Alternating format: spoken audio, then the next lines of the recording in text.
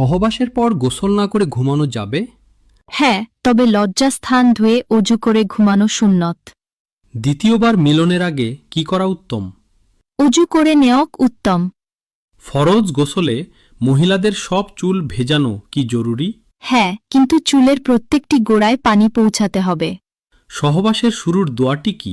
বিসমিল্লাহ আল্লাহুম্মা জান্নি বানাস শয়তান ওয়া জান্নিবিশ শায়তানা মা রাজাক্তানা। আল্লাহ কখন বান্দার দিকে রহমত নিয়ে তাকান? যখন বান্দা এক রাতে বলে, হে আল্লাহ, আমি খুব দুর্বল। আল্লাহ কার দোয়া দিনের শুরুতেই কবুল করেন? যে ঘুম থেকে উঠে প্রথমে আলহামদুলিল্লাহ বলে। কষ্টে হাসলে কি হয়? আল্লাহ বলেন, এই হাসি আমার জন্য সওয়াব। কার কথা আল্লাহ সরাসরি শোনেন? যে সাজদায় পড়ে বলে, তুমি আমার রব। বাড়িতে উন্নতি না হওয়ার কিছু কারণ?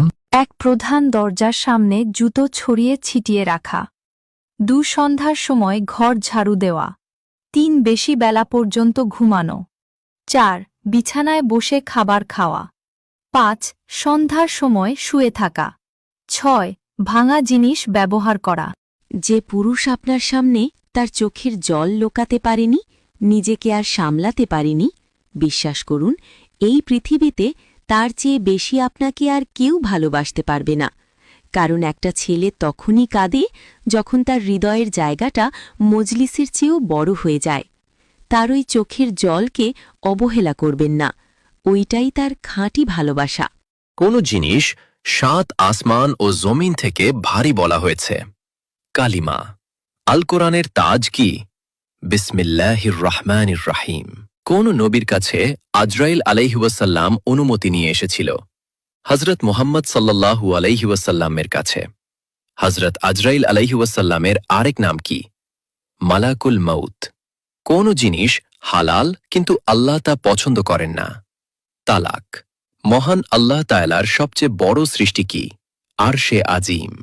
কোন নবীকে রাজার কাছে বিক্রি করা হয়েছিল? হজরত ইউসুফ আলাইহিওয়াসাল্লাম।